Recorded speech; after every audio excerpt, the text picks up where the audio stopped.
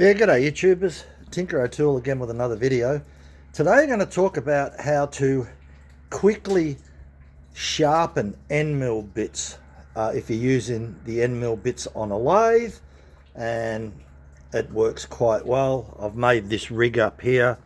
I've got a vise sitting on here, and I've actually ordered one online, so I've got a new one coming, but I quickly rigged this one up. Now I've got a 16mm end bit in there, 4 flutes on them. They come out of China. The Rockwell hardness is very hard because the chainsaw files that I use are steel files, are rated at 62 Rockwell hardness.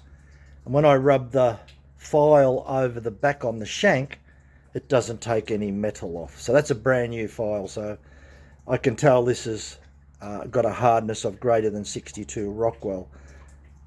And that's how you can actually check a lot of hardness with hardness files. You can buy a kit of hardness files. So to buy this bit in a really good brand, it could cost you up to, $70, $80. So I bought 6 bits for $38. So yeah, they're Chinese. They may not be good as the better brand ones, but I don't use them day in, day out. So, how to get them razor sharp and to make sure that all the 4 edges are level. So, what I've done, I've put this vise in and I've pushed this vise against the chuck to make sure that it's level. And vertically it's level because I've checked it with a square. So, we put a square up on the bed, and we have a look here, and that's as level as what it's going to be, and that's certainly good enough for me. Now, what we do with, I've got a diamond stone here. That's a diamond stone. It's a dressing stone, very, very fine.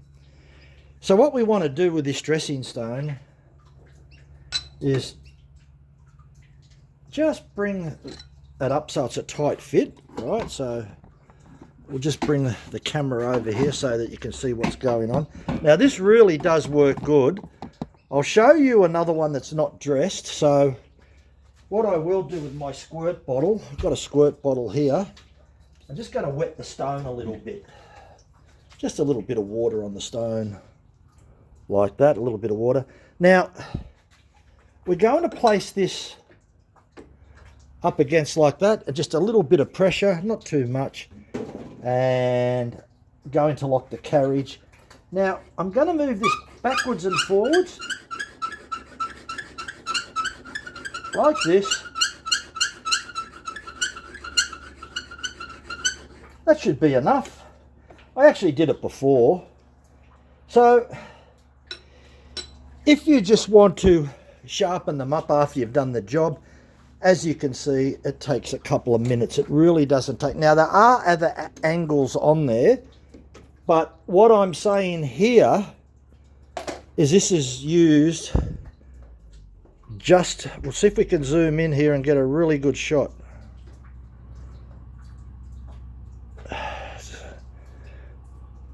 Maybe a little bit difficult to see, but believe me, those edges, it's touched those 4 edges simultaneously. They are sharp, right? The angles I was talking about before are these angles here. You'll have to do them with a grinder. You've got angles inside here. They have to all be done with a grinder. But this is just to give them back that little sharp edge. Now, I don't know whether you can see that, but that's straight out of the packet.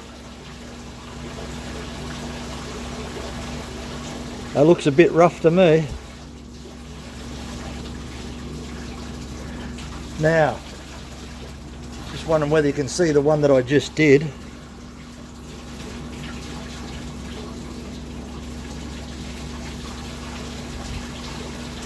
It came up a lot better. Nice and smooth. So, what we will do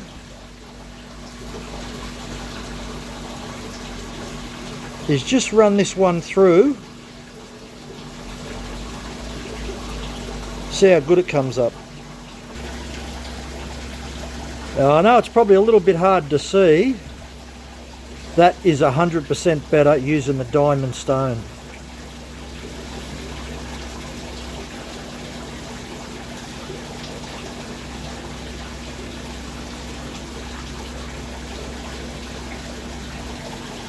Now this is an 8mm, brand new out of the packet, and the surfaces are a little bit uneven.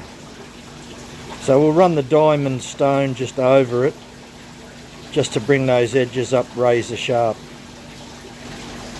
Now this came up a lot better. A couple of the edges weren't touching, they weren't perfectly level. So running that over the diamond stone about 8-9 times backwards and forwards really brought that up really well. And as I said, the hardness is good. Look, you can see the other angles on there. That's a different story altogether. This is not really using a grinding wheel to sharpen them up. It's just using a diamond stone to make sure that it takes off the high spots and keeps those little flute edges razor sharp. That's all I'm doing. I'm not trying to introduce any new angles or anything.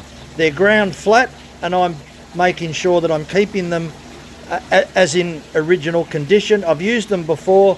They cut really well if you run the diamond stone over them. So this bit here is a 6mm. Now, as I said before, these are Chinese. They're certainly not precision compared to what you can buy, but to use occasionally, they're okay.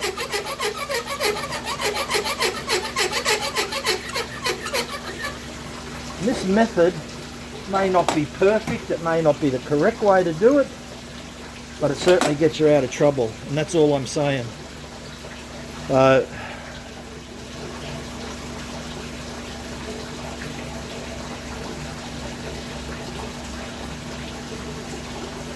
Looks a bit rough, doesn't it? Yeah, from the factory, but anyway, that's the way it is. That's a 6mm.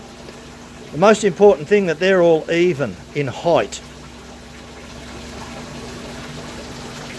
So this is the smallest one, 4mm, and if you look at the 4 flutes on them, they've just been ground dead flat.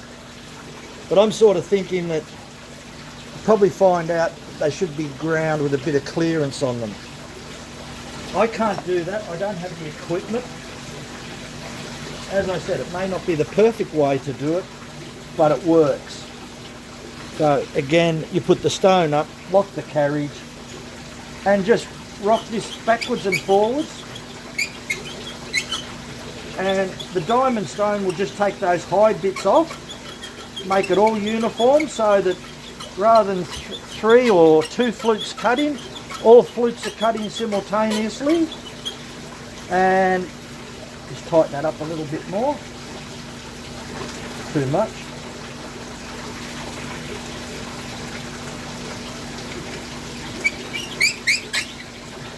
And that's going to get you out of trouble. That's the main thing. As I said, I'm only using this in a workshop in a garage. In a proper industrial workshop environment, I'm going to buy much higher quality and precision if I was doing this for a living, and I would have the proper sharpening equipment if they were used on a regular basis. That's not the case here. It's just for me. All as I'm doing is just sharpening the 4 flutes so that everything is uniform as best as possible in a short amount of time. Thanks for watching. Bye for now.